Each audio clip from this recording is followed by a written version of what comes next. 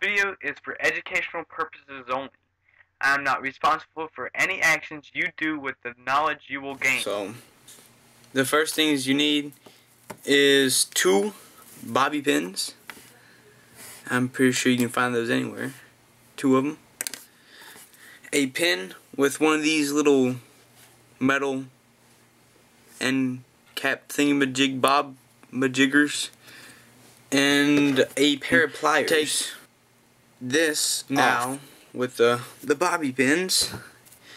You bend both out at a 90-degree angle like that. Take your pliers and then bend about this part. Not for sure. About halfway down of the little curly side up. So it's like that. There we go, guys. Most bobby pins have a little teardrop shape of plastic or something, so it doesn't like scratch whoever's skin is like, or their head, whoever's putting it in their hair. And what you want to do is get that off. So you just take your pliers and like twist it, put it in there and like twist it, and like friction eyes it off. It's a weird angle for me. Just kind of bend them, like bend, not a radical bend, but like that, and then like I should sure, pardon my French, but yeah, get out of here. What are you doing? All right.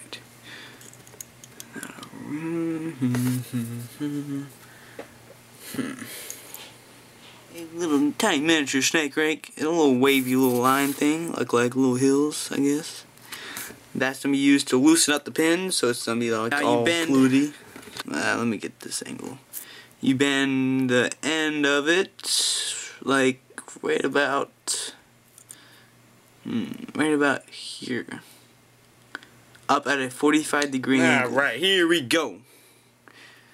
That might be too big, yeah. Yeah, I don't know. Yeah, it's a little bit too big. I'm just gonna snip off the end barely. Watch your eyes, guys. Eye protection is really good at this time. Went flying across the room.